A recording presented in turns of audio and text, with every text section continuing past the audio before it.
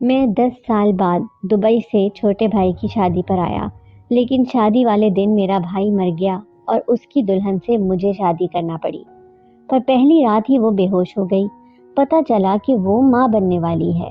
میں سمجھا کہ وہ میرے بھائی کا بچہ ہے، اس لیے چپ کر گیا، لیکن جب بچہ پیدا ہوا تو چوری سے اس کا DNA کروایا تو ہوش اڑ گئے، کیونکہ وہ تو میرا نام شکیل ہے اور میں اپنی ماں کا بڑا بیٹا تھا جس نے چھوٹی عمر میں ہی ذمہ داریوں کے بوجھ کو اپنے کندھوں پر محسوس کر لیا تھا، کیونکہ میرا باپ کسی دوسری عورت سے شادی کر کے ہم سب سے لا تعلق ہو گیا تھا۔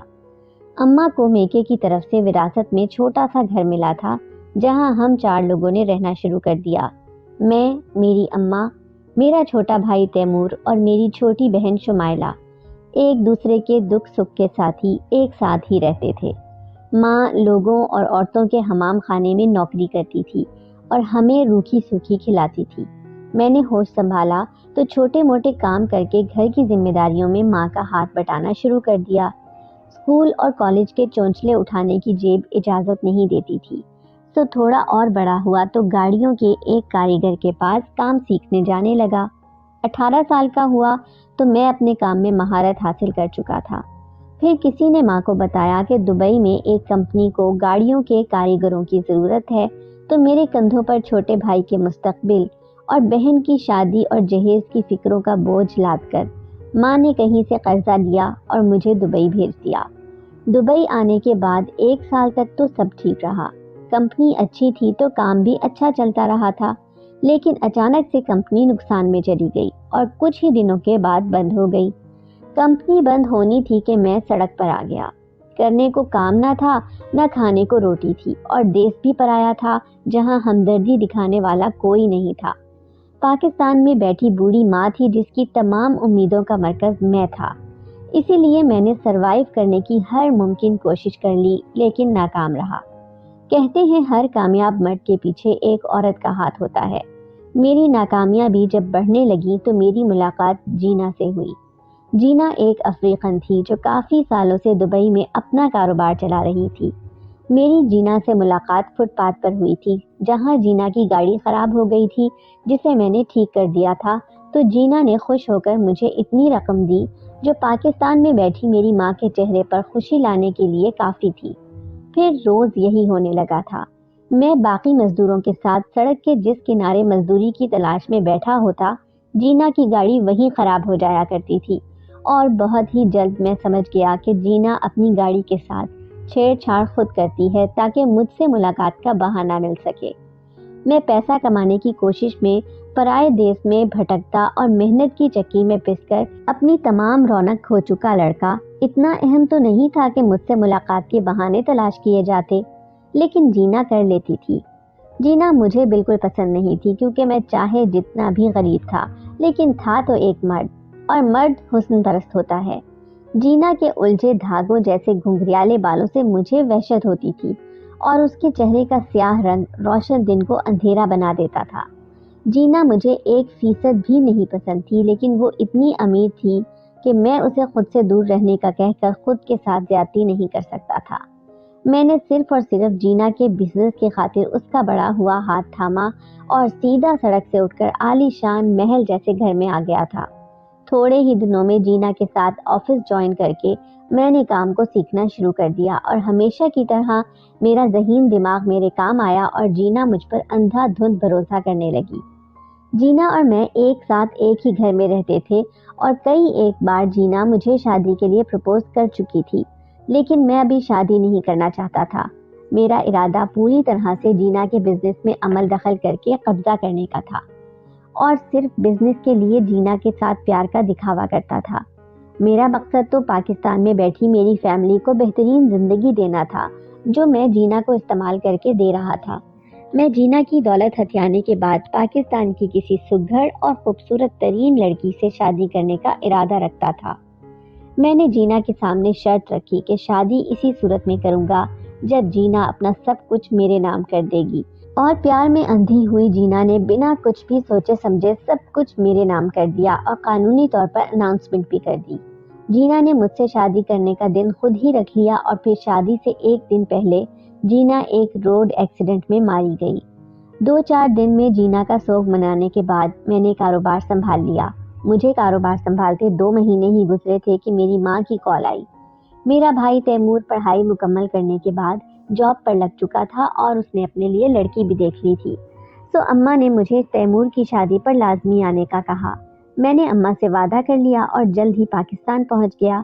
और ये देखकर मुझे अनजानी सी खुशी ने घेर लिया था कि मेरी फैमिली जो पहले एक कमरे के घर में रहती थी, अब वो डिफेंस के आलीशान बंगले में रह रहे थे। दुनिया की हर सहूलत मैंने अपनी माँ और बहन भाई के कदमों में ढेर कर दी थी। तैमूर की शादी की तैयारियां बड़े जोरों शोर से लगी हुई थी। तैमूर की होने वाली बीवी का नाम मनाहिल था। मनाहिल से तैमूर की मुलाकात एक सेमिनार में हुई थी, जहां से दोनों दोस्त बने और दोस्ती ने मोहब्बत और फिर शादी का लिबादा ओढ़ लिया। मनाहिल इतनी खूबसूरत थी कि किसी को भी उससे मोहब्बत हो सकती थी, और मैं भी सदा का हुस्न परस्त मर्द अपनी शरीके हयात में भी ऐसा ही क़यामत सा हुस्न चाहता था। मैं बहुत साल तक अजनबी देश में बगैर किसी भी रिश्ते के सैकड़ों लड़कियों के साथ रह चुका था, लेकिन पाकिस्तान आकर मैंने शराफत का लिबादा ओढ़ लिया था। तैमूर की पसंद को मैं दाद दिए बगैर नहीं रह सका था। हर तरफ खुशियां और हंसी बिखरी हुई थी कि अचानक से सब खुशियां हवा हो गईं और मुसीबत पहाड़ बनकर हमारे ऊपर टूट पड़ी थी। एक ऐसे गम ने हमारी जिंदगियों पर अपने पर बिछाए कि हम में कुछ सकत ही बाकी नहीं रही थी।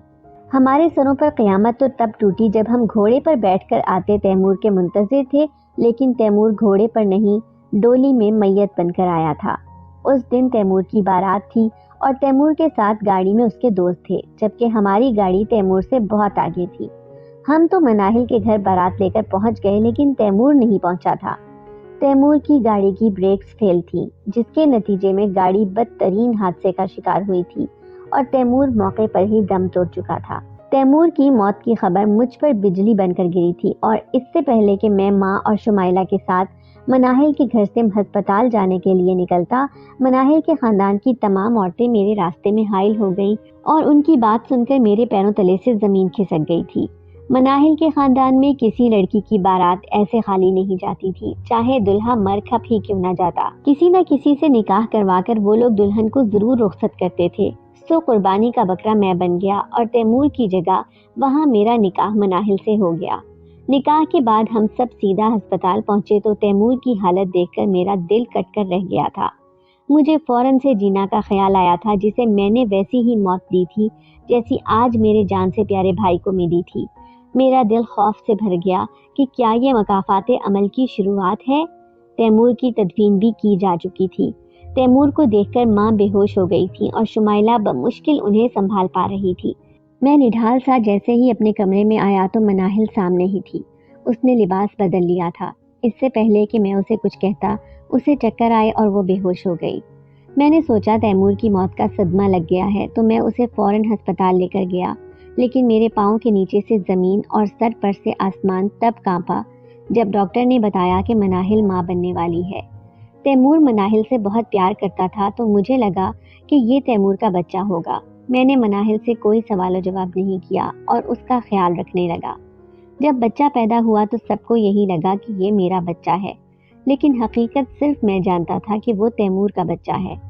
मेरे दिल में अजीब अजीब से वसवसे उठने लगे, तो मैंने चोरी छुपे बच्चे का डीएनए टेस्ट करवा लिया और मेरे होश तो तब उड़े जब मैंने रिपोर्ट्स देखी, क्योंकि वो तो मेरा ही बच्चा था। मेरे पैरों तले जमीन कांप गई थी और आसमान मेरे सर पर आ गिरा था। ऐसा कैसे हो सकता था कि मनाहिल मेरे बच्चे को जन्म दे, जबकि मैं उसे इससे पहले तक जानता भी नहीं था। मैं फौरन घर पहुंचा, लेकिन मनाहिल अपने बच्चे समेत वहां से गायब थी और मेरे लिए एक एड्रेस छोड़ गई थी। लेकिन दुबई की एक जगह का एड्रेस देखकर मुझे हैरत हुई थी। मुझे अपने सवाल का जवाब चाहिए था, सो अगले दिन ही मैंने दुबई के लिए फ़्लाइट पकड़ी। दुबई पहुंचकर मैं अपने घर जाने की जगह पहले मनाहिल के दिए हुए एड्रेस पर पहुंचा था, और वहां पहुंचकर एक पल में मेरी ज़िंदगी बदल कर रह गई और आंखों के सामने अंधेरा छाने लगा, क्योंकि वहां पर पुलिस ने मुझे हर तरफ से घेर लिया था। और दूसरा हैरत का झटका मुझे तब लगा जब मुझे मालूम हुआ कि मनाहिल ही जीना है। 2 माह पहले मैंने जीना को मार दिया था, लेकिन वो बच गई थी। बस उसका चेहरा झुलस गया था, जिसकी सर्जरी करवाकर उसने पहले से ज्यादा खूबसूरत चेहरा पाया और मुझसे बदला लेने के लिए पाकिस्तान मेरी फैमिली के पास पहुंच गई। पाकिस्तान में मनाहिल की पहचान, रिश्तेदार सब फर्जी थे और तैमूर को भी अपने प्लान के तहत जीना ने ही रास्ते से हटाया था मुझे सबक सिखाने के लिए। जीना के पास मौजूद बच्चा भी उसकी और मेरी ही नाजायज औलाद थी। मैंने जीना के साथ धोखा दुबई में किया था, तो मुझे सजा भी दुबई के कानून ने देनी थी। इसीलिए जीना ने मुझे दुबई बुलाकर पकड़वा दिया था। मैंने जीना की बहुत मिन्नत तरले किए कि वो मुझे माफ करके एक मौका और दे दे, लेकिन वो तो पत्थर की हो चुकी थी और मुझसे शदीद नफरत करती थी। एक पल में मेरी आसाइशात से भरी जिंदगी खत्म हो गई और किस्मत ने मुझे कॉल कोठरी में लाकर फेंक दिया था। मैंने अपने साथ साथ अपने पीछे पाकिस्तान में मौजूद फैमिली को भी तबाह कर दिया था। मेरी वजह से तैमूर मर गया था और अब मेरी बेवा माँ और यतीम बहन के पास कोई सहारा भी नहीं था।